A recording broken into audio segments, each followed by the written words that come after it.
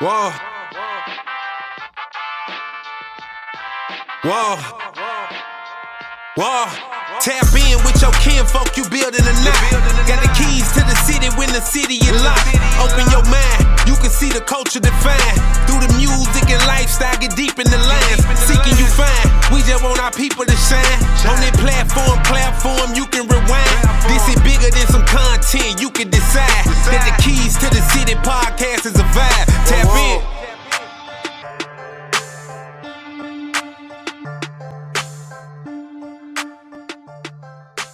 Yo, kinfolk, what's going on? What's going on? Welcome back. Key to the City podcast. We're back. It's your kinfolk, Mr. Key to the City, aka Key on the G. Appreciate y'all. Continue to ride with your boy, supporting in whatever manner you do it. Comment, like, sharing, telling your mama and them. You know, I appreciate it. We've been gone for a minute. We just coming off the kinfolk kickback. We had an amazing time out there. Shout out to everybody that came out there to just build some camaraderie with your boy. You know, we trying to create and build a platform and spread the name throughout the city. So that's why we did it free. We wanted everybody to come out, kick back, enjoy yourself, eat some good food. And that's exactly what y'all did. I know it was hot out there. So I think next time, because we're going to try to make this an annual thing, next time I'm going to try to maybe get us an inside venue or do it at a pool party somewhere, because y'all was soaked out there. But I sure appreciate y'all sacrificing that little time for your boy. But we back in the groove, man, and I'm super excited to get back to it. And man, this is one of the most exciting episodes I've been looking forward to. I'm a big fan of this gentleman that we got coming on this week, and I'm sure a lot of you are familiar with his work, but you may not know his face. So that's why I'm here to introduce him to y'all, introduce him to my kinfolk, bring him into my city, let him see my people, and y'all become more familiar with him. You know, producers are like football players compared to basketball players. You know, basketball players don't have no helmet on, so you know LeBron when you see him out. You understand me? You know KD then when you see him out. But these guys got these helmets on behind the scenes, but they really making it happen, man. They the one that's laying the foundation for this music that we love, the soundtracks to our lives. So the gentleman that we got today is a Dallas-bred, world-renowned super producer, content creator, talent buyer, Mr. Steal Your Girl, whatever you want to do, add it to the label. He do all that. Two-time Grammy winner. Y'all familiar with the song?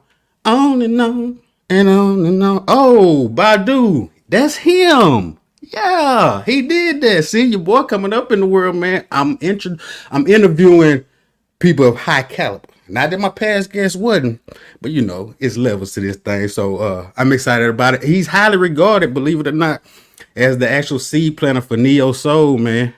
Neo Soul. And I know a lot of y'all vibe to that, especially me. When I'm riding, I take these long rides and I like to vibe to myself. You know, you get tired of all that bibbity bop hip hop shit. We don't want to hear that all day, but we love it at the same time. But we need our Neo Soul. He's worked with some of your favorite artists: Will Smith, Snoop Dogg, Weezy Wee, Paul Wall, Scarface, just to name a few. And the man really put Dallas on the map for sure. Most recently, he released the Deep Ellum project. I want y'all to check that out. Go to iTunes, Amazon, wherever you get your music right now. Check that out. It's certainly a vibe, man. And especially you guys out there that like the freestyle, this your vibe here, man. And everybody that might want to take a little something right here, this your vibe. I'm telling you, because I listen to instrumentals all day just to get my vibe, especially if I'm at work and working from home. So this the album y'all want to check out. And I don't know when the man sleeps, because he's a part of many collectives. We got RC and the Grits. I got a funny story behind that. That's how this God is real, man. God is real. I'll just tell you about that. We got the cannabinoids, black scientists, the beatitudes. The man does it all. So without further ado, let me go ahead and shut up and bring in the man of the hour, the sample samurai himself, the guy Jah Born.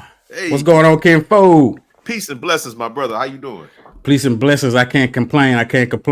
Hey, which format you like better? You like that one that show more of the background, or you like the up close joint? Man, it's up to you. It's up to you, man. The background is cool. Yeah. We go with the background. Yeah. What's going on, boss? How your day going so far? Man, I'm blessed, man. I'm blessed. Too blessed to be stressed. And Hey, we in motion right now, man. We in motion today. Definitely, like I was saying earlier, warming up the stage with this dope podcast today. appreciate that, my man. Yes, sir. Appreciate that.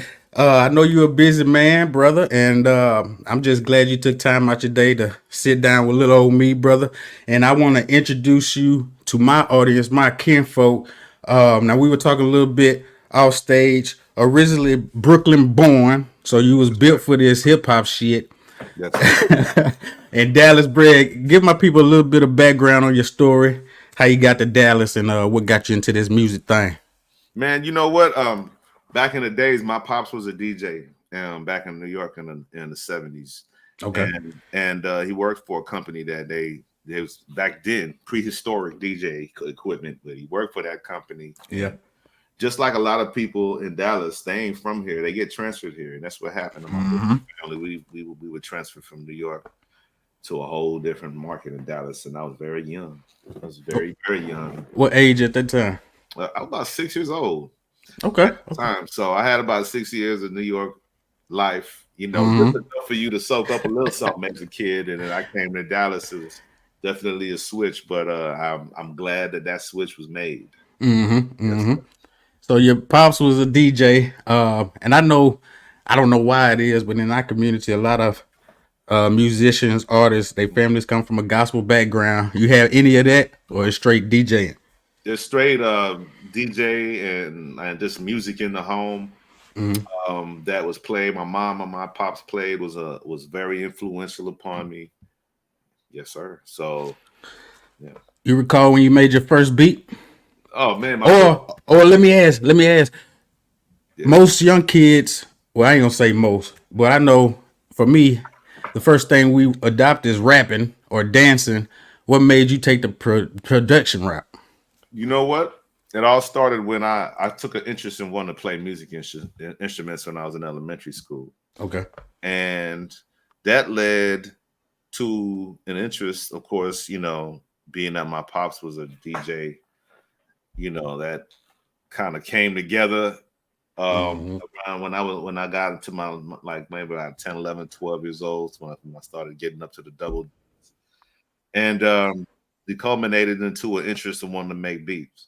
So I would literally be on the turntables, you know, learning how to DJ at 12 years old.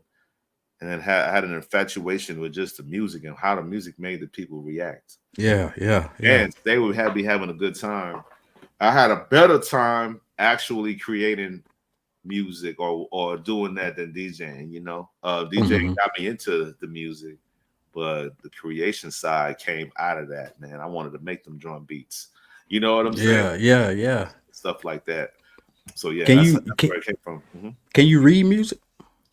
Sight read? I can sight read and play. No, but I can read a little bit. My daughter right now is a music major in college. So if I ever need any sight reading done, I'll give it to her. But I'm not a sight reader. No, not I play. I can sight read and say, oh, that's C. But brother, I find that so amazing though. Like that's why I literally believe like in production artists, like they have to be geniuses on a certain level to understand. I remember I attempted to take a music business class that I ended up dropping because I had to take music theory because I just couldn't understand. And for you to be able to create almost to pull out of thin air, like how would you explain it? Okay, so state that question one more time, brother. How would you explain it? Like your ability to just create music from nothing without necessarily being able to sight read. Is that necessarily a necessity? Obviously it's not, but no, you don't need to know how to sight read. Now look, if you got the skill, that's dope. You know what I'm saying? Utilize it.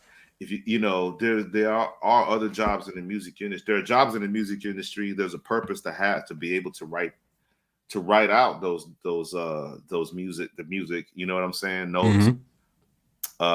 So it's good to have that skill. But I say that creating something from nothing, especially musically, is a spiritual thing, man. Gotta be.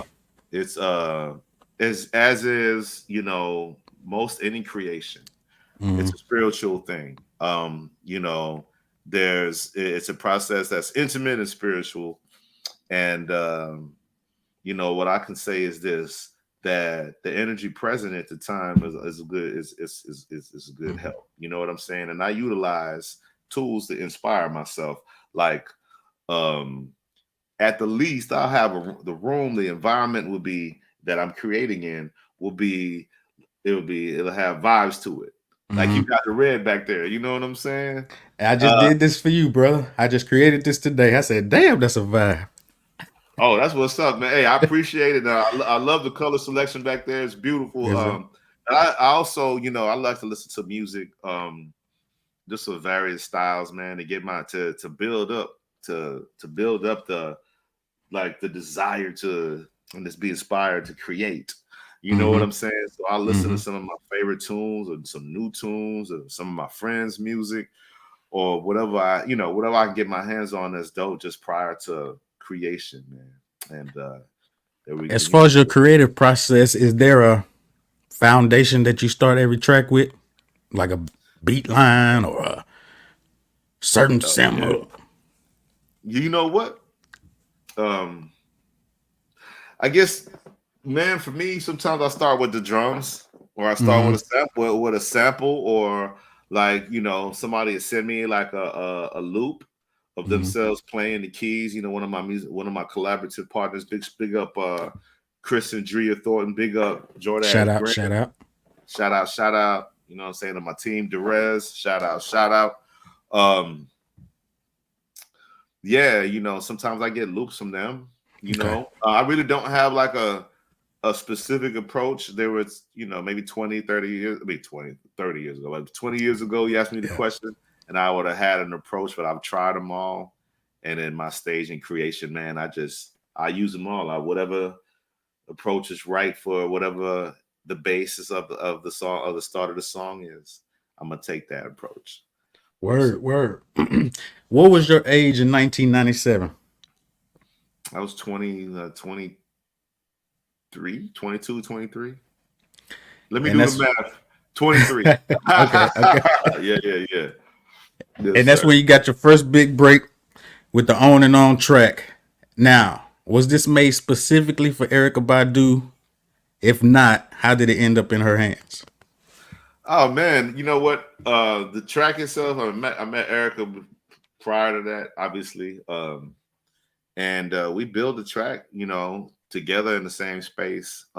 And so I wouldn't say that the track was there, maybe some of the elements of the track we had, like maybe a sample or the drums may have already been present, but all that came together with her presence in the studio or in my space at the time. What was that whole run like during that time? The whole what? What was that whole run like during that time? Getting the Grammy nod, traveling, yes, sir. Going from state to state. Like, what was that experience like? Man, as a young 20-something-year-old, fresh, mind blowing, to say the least. It all happened so fast and unexpectedly. You know what I'm saying? I was like already pretty much, had already been through life as a young person, as a teenager, just embarking on being a young man. So experiencing that part of life, and then lo and behold, this magical, opportunity and situation comes about.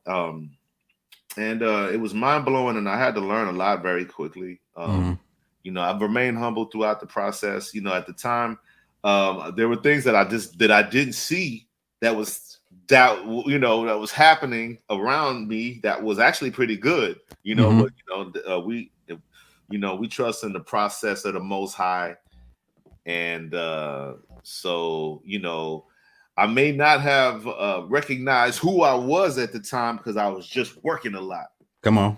You know what I'm saying? And then when I came up for air and was able to see that, wow, man, all I could do is just appreciate the Most High and the universe for giving me those blessings. So there's a comment on that. But yeah, man, definitely mind blowing at 23 years old, 24, man. Put yourself in those shoes, wow. You know what I'm saying? A Grammy, dog.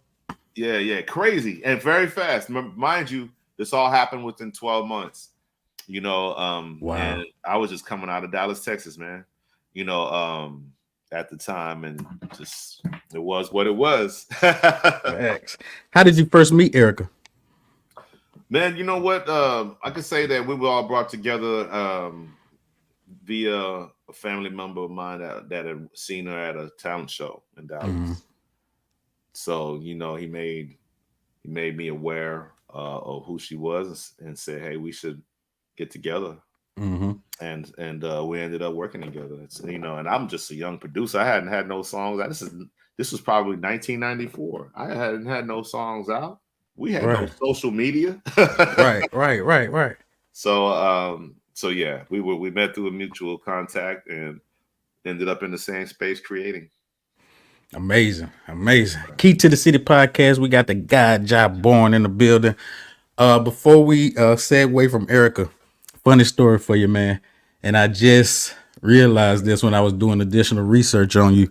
Yes, sir. So in the song On and On, when she says mad props to the guy Jah Born, Yes, sir. bruh, I was today or yesterday years old when I realized that she said the God Jah Born. Yes, I sir. thought she said the ganja bong, like giving Right. props to the marijuana. Right. But I thought that was huge and big for her to give you a shout out like that. Did you know she was gonna do that? I'm sure you was in the studio with her. Man, you know what? She wrote that. She wrote that verse so beautifully, man. I did not expect that. Mm. And man, I'm gonna say this.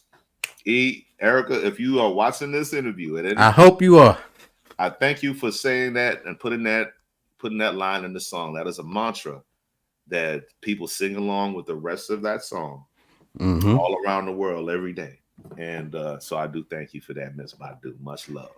Bless up, Miss Badu. And I'm gonna make sure I spread that to my people.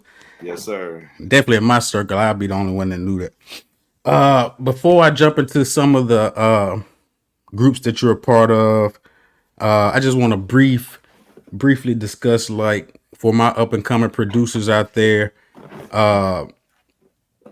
Can you briefly describe like the registration or publishing process and points as that relates to producing the track? And because we hear these things about how different producers collab to create a track, or Kanye may have 50 different producers on a track. Like, how does all that stuff work for my up and coming producer? So up and coming producers, this is what I suggest, man. First, go get registered with the PRO, Performing Rights Organization. Yes, Ask sir. that in your mind. Just get that. Whether your placement opportunities require that or not, go ahead and have that under your belt. First thing, you know what I'm saying.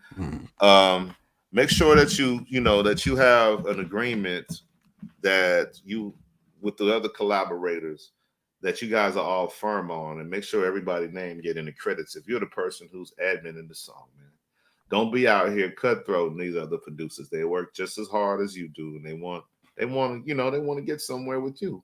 And at this, and is that's the goal for is part of the collaboration. You guys are a team.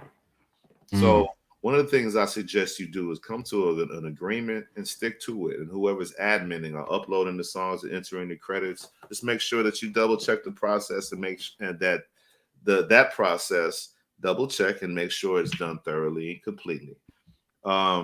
Fairness is we can all that's all we want is fairness. Be fair in the process and expect fairness as well.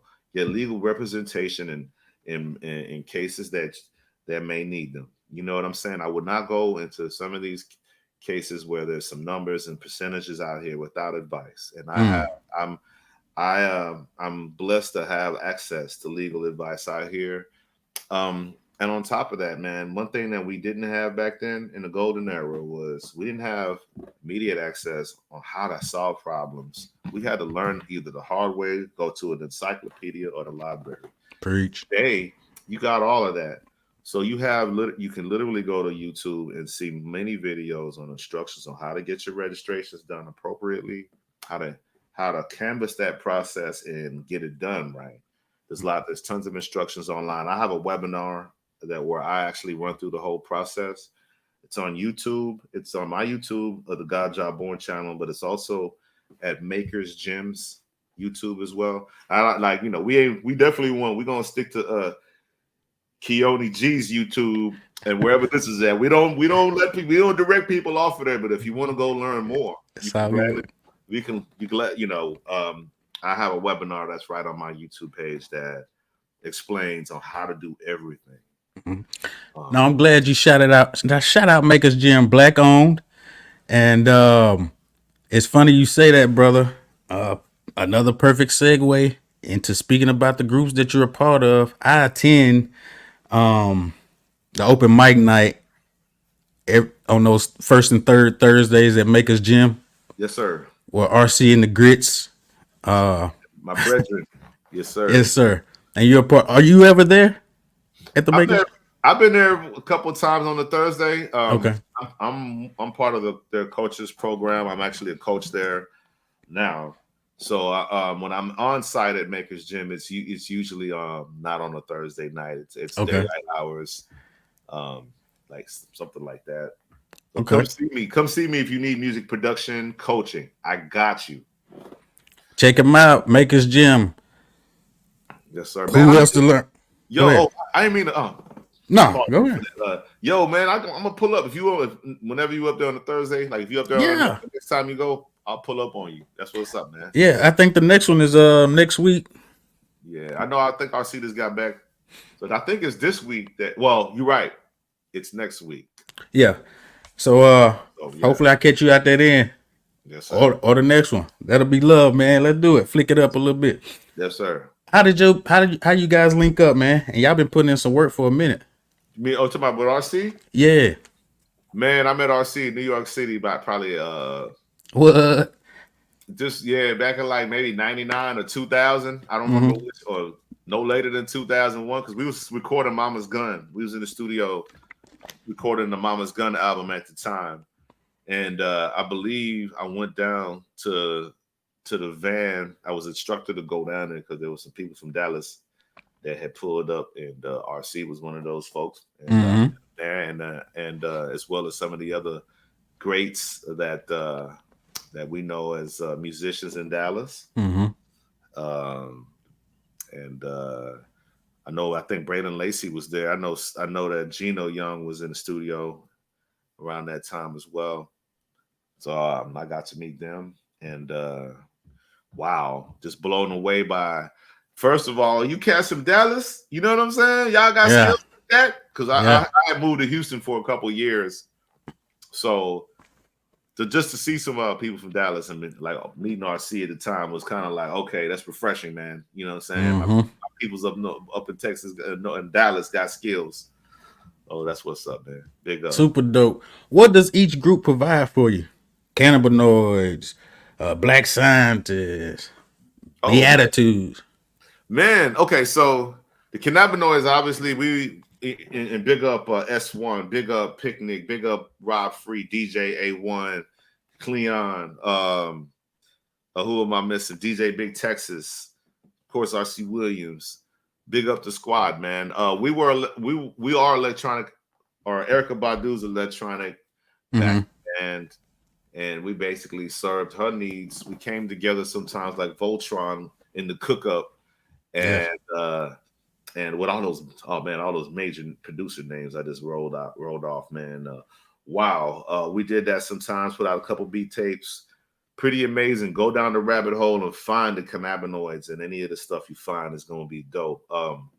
So the Beatitudes or the Beatitudes, we actually were RZA from Wu-Tang Clan, the producer RZA. We were his backing band for about 3 years, and all I can say is what an amazing experience. Big up my homies, Yoda, the producer, Stone Mecca, Flowzilla. We were a great squad. DJ Big Texas was part of that too. Man, had JD Beck in there with us for a minute. The world-renowned JD Beck was part of that band as well. And we served RZA's purposes, man. We also played a lot of shows in Dallas and just backed a lot of the hip-hop acts. Like from Flowzilla to Rakim Al-Jabbar, Caution.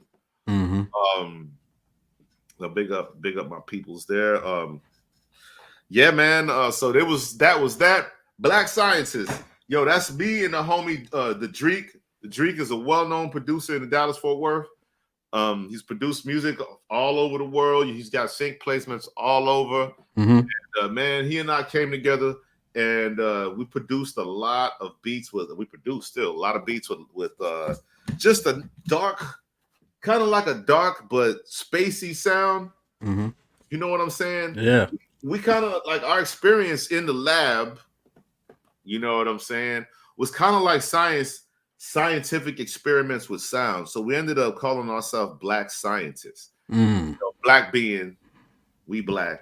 Facts. You know what I'm saying? The sounds being of dark sounds, and scientists meaning we are the scientists that are fusing these elements together. Black scientists. And man, did I miss any other groups? But I think that right now those are my active projects that I have in group form. You know, and I want to shout out that I think it's the Cognizant Project. Yeah. Big up. Dog. Man, thank you, brother. Man, that's a masterpiece. Yes, that is a masterpiece, man. Thank I need y'all to go to iTunes and search for that joint, Cognizant, with a K. Look that up. Caution Mr. 700 and Jah Born, man. Amazing project. Check that out. Appreciate the love on that, man. Yes, sir. I caught a speaking of hip hop, a recent interview you did with the Dallas Observer, where you stated that being a rapper is one of the most dangerous jobs, and you don't advise the up and coming artists to get engaged with rap, mainly because of murder music, right? Correct. Murder music. What's your opinion on the state of rap today? Do you still feel that way? Which I'm sure you do. And the state of music locally here in Dallas. Man, as far as the state of rap is concerned, you know, we just heard that they're not signing rappers anymore, that they're prioritizing Afrobeat and Latin music.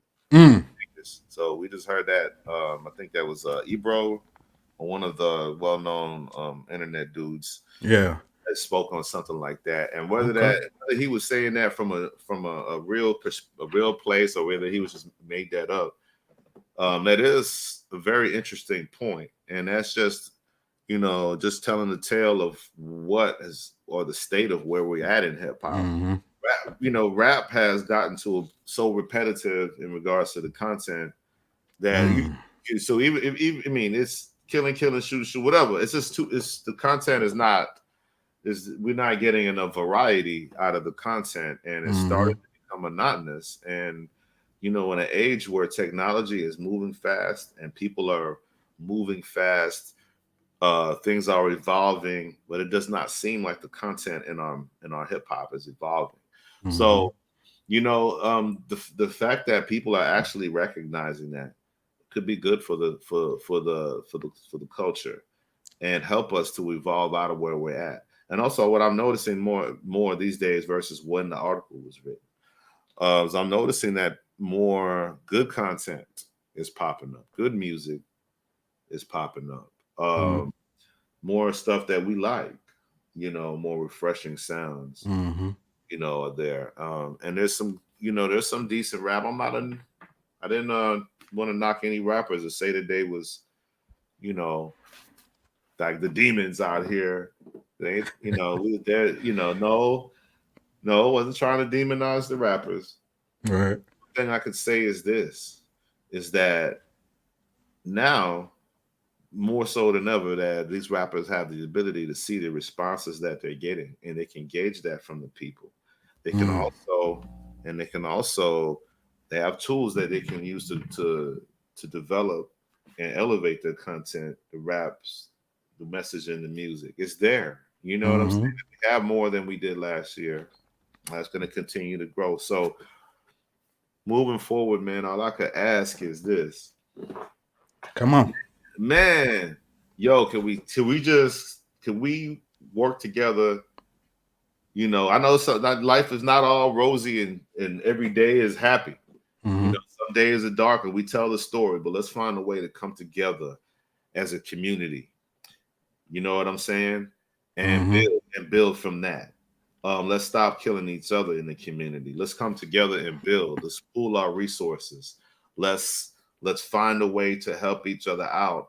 Let's take some of the proceeds from some of the earnings and turn it into something else for our people. You know what I'm saying? And I'm telling you, I mean, I know you hear a lot of the OGs say this type of thing, but we know what we're talking about. It will make a difference, man. You know what I'm saying? Yeah. So I mean, but Jah Born, we not gonna get no bread, cuz, if we don't talk about trapping and sliding on ops. Let me tell you something. You're not getting bread now talking about trapping and sliding on ops. Go look at the stats, man. The stats will tell you that Spotify streams don't pay nothing. The streams don't really pay much. So if you ain't turning your, trapping raps into some sort of sales of merch or something, you're not really making money. What you're doing is you're just swirling that negative energy around you. Is not producing anything other than what the words in the song are saying: death, murder, ops. Death, murder, ops. So I mean, come on, man. Life ain't about that. It ain't all about that, and y'all know that. Stop pushing that to the kids. But we ain't come here to teach. Them old head nigga, man, talking about.